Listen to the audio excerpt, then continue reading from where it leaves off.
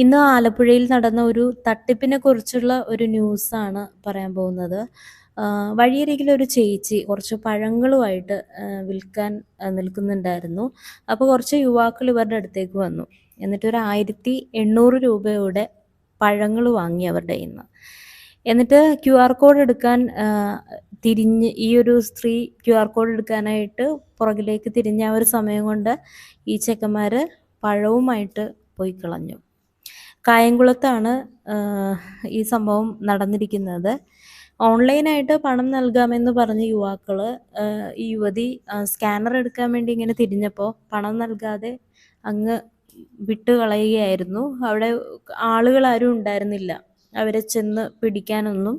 നമുക്കറിയാം റോഡിൽ എപ്പോഴും ആൾക്കാരുണ്ടാവണമെന്നില്ല. ഇത് ഈ ഒരു സ്ഥലത്ത് കഴിഞ്ഞ ദിവസം ഉച്ചക്ക് 1 മണിയോട് കൂടിയിട്ടാണ് ഒരു ചുവന്ന ഒമ്നി വാനിൽ എത്തിയ യുവാക്കൾ ഈ പേരക്ക, മാങ്ങ, സപ്പോട്ട ഇതൊക്കെ വാങ്ങിയത്.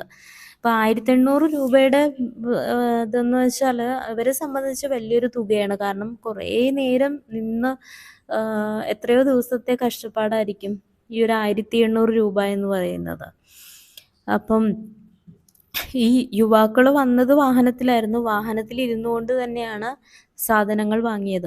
അപ്പോൾ അവർക്ക് പെട്ടെന്ന് ഓടി വണ്ടിയിൽ കയറുന്ന ആ ഒരു പെട്ടെന്ന് സ്പീഡാക്കാൻ വേണ്ടിയിട്ടായിരിക്കും വണ്ടിയിലിരുന്ന് തന്നെ പർച്ചേസ് ചെയ്തത്. അപ്പോൾ ഇവർ വാഹനത്തിൽ തന്നെ ഇരുന്ന് കൊണ്ട് അങ്ങനെ സാധനങ്ങൾ വാങ്ങി. അങ്ങനെ ഓൺലൈൻ QR കോഡ് ചോദിച്ച സമയത്ത് സ്ത്രീ പുറകിലേക്ക് തിരിഞ്ഞു. ആ സെക്കൻഡ് കൊണ്ട് വണ്ടി എടുത്തിട്ട് കടന്നു കളഞ്ഞു.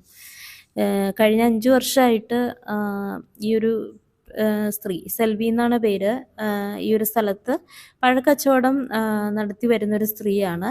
അപ്പം ഇവരെ സംബന്ധിച്ച് ഇവർക്ക് ആകെയുള്ളൊരു വരുമാന മാർഗമാണിത്. അപ്പം പരാതി കൊടുത്തു. കായംകുളം പോലീസ് സ്റ്റേഷൻ കേസെടുത്തിട്ടുണ്ട്. യുവാക്കൾ എത്തിയ വാഹനത്തിൻ്റെ ദൃശ്യങ്ങൾ സമീപത്തെ വ്യാപാര സ്ഥാപനങ്ങളിലെ CCTVയിൽ പതിഞ്ഞിട്ടുണ്ട്. മിക്കവാറും നമ്പർ പ്ലേറ്റ് കിട്ടാൻ സാധ്യതയുണ്ട്. ചില CCTV ക്യാമറ ഉണ്ടെങ്കിലും നമ്പർ പ്ലേറ്റ് ക്ലിയർ അല്ല എന്ന് പറഞ്ഞ് പല ആൾക്കാരും ശിക്ഷിക്കപ്പെടാതെ ഇരുന്നിട്ടുണ്ട്, രക്ഷപ്പെട്ടിട്ടുണ്ട്. ഇതങ്ങനെ ആകാതിരിക്കട്ടെ.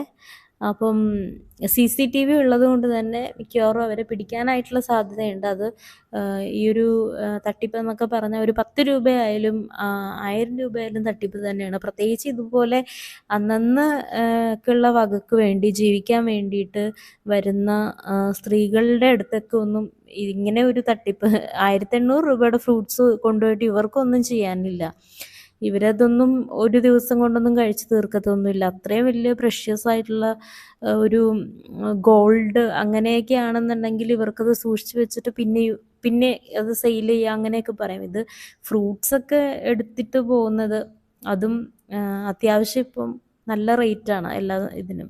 അപ്പം ഈ ഒരു സ്ത്രീ എത്ര വില കൊടുത്ത് എത്ര കഷ്ടപ്പെട്ടായിരിക്കും അതവിടെ കൊണ്ടുവന്ന് വെച്ച് വിൽക്കാൻ നിൽക്കുന്നത്.